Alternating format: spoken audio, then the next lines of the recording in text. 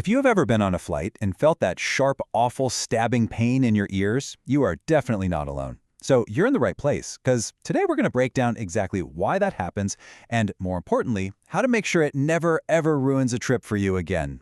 And listen, that is not an exaggeration for a lot of people. This quote from a Reddit user, it just nails that intense, helpless feeling of serious ear pain at 30,000 feet.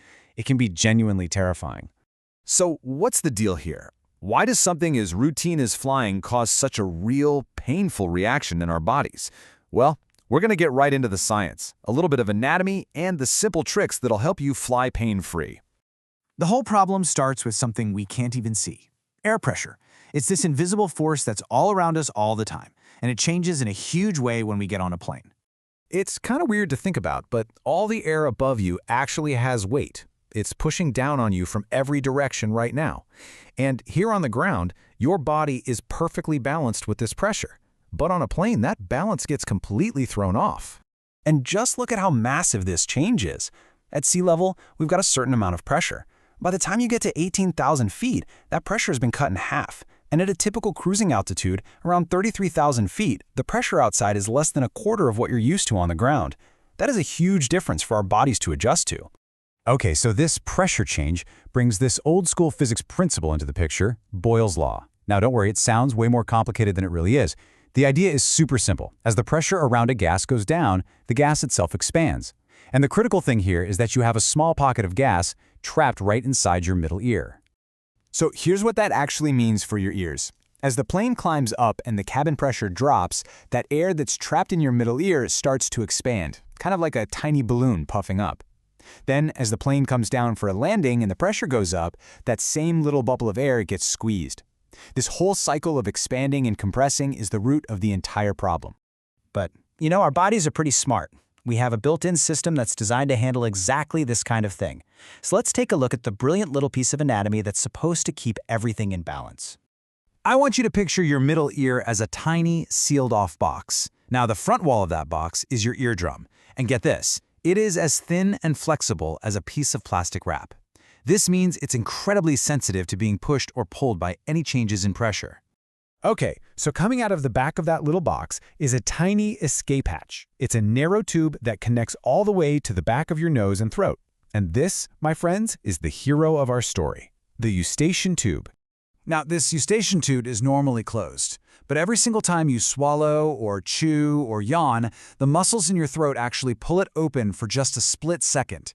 This makes it act like a perfect little pressure valve, allowing air to move in or out to make sure the pressure inside that box is the same as the pressure outside. It keeps that eardrum perfectly balanced. So, if we have this clever little valve, why the agony? Why does it fail us so spectacularly, especially during the landing? Well, on the way up, it's actually pretty easy. The air in your middle ear is expanding, creating what's called positive pressure. It wants to get out, so it basically just pushes the Eustachian tube open from the inside. It's a passive, easy release. You might feel a little pop, but you'll rarely feel any pain. Descent, though, is a whole different story. As that cabin pressure increases, it starts pushing your eardrum inward. This creates a vacuum, or negative pressure, inside your middle ear. Now your body has to actively work to pull that Eustachian tube open to let air in and fix the imbalance. And this is where everything goes wrong. If that pressure difference becomes too great, the vacuum inside your ear gets so strong it actually sucks the soft walls of the Eustachian tube together, sealing it shut. It's effectively locked. It's like trying to open a door while someone's pulling it closed from the other side. Your ear's safety valve is now stuck. So that intense pain you feel? That is your delicate, nerve-filled eardrum being stretched and painfully distorted by that powerful pressure imbalance. It's a physical strain on a very, very sensitive part of your body. Okay, so that's the science behind the pain. But now that we understand exactly what's happening, let's build your personal toolkit to make sure you can prevent it from happening ever again. Your first line of defense is just simple activation. All of these things, swallowing, yawning, chewing, force those throat muscles to contract and manually pull your Eustachian tubes open. This is exactly why chewing gum or sipping water during descent is so effective. You're proactively keeping that valve working. Now, if the simple methods aren't enough, it's time for the famous Valsalva maneuver. You just pinch your nostrils closed, close your mouth, and then gently try to blow air through your nose.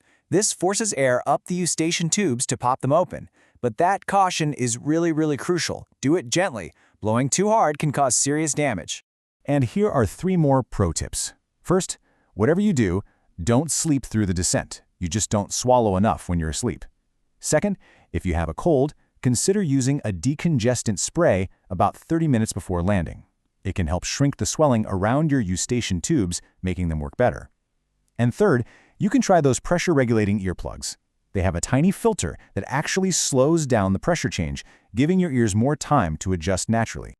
So the key takeaway here is that you are not helpless against airplane air. It's really just a simple battle of physics and anatomy, and now you have the strategies to win. The next time you feel that pressure building, you'll know what's happening and exactly what to do. Safe travels!